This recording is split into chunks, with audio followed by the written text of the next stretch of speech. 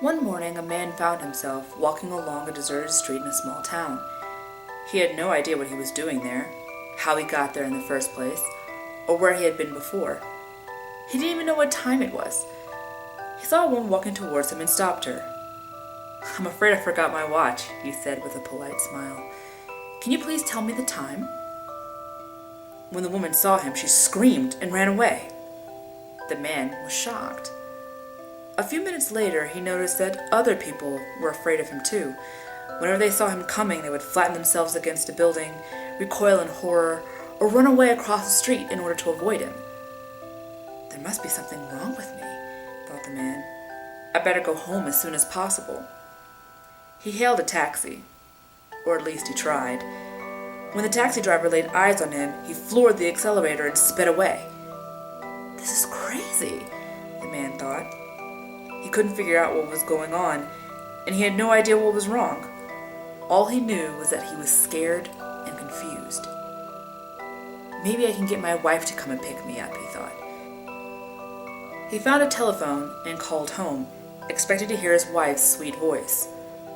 Instead, he heard the voice of a stranger. "Hello? Is Miss Sullivan there?" the man asked. "I'm sorry, she isn't," the voice said. "Her husband died a few days ago in a horrible car accident. She is attending his funeral today."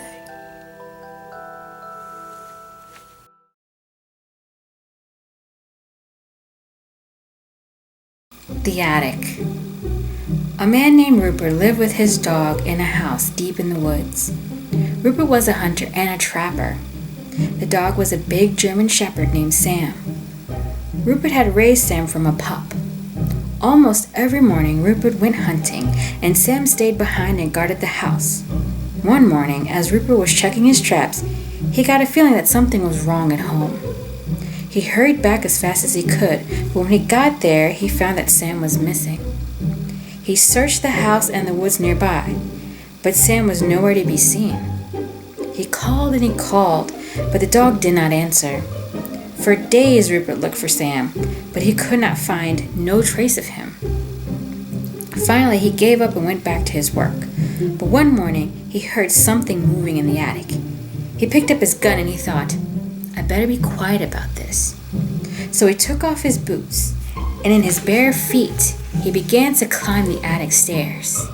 He slowly took one step, then another, until at last he reached the attic door. He stood outside listening, but he didn't hear anything. Then he opened the door and, "Ah!" Why did Rupert scream? Well, you'd scream too if you stepped on a nail in your bare feet.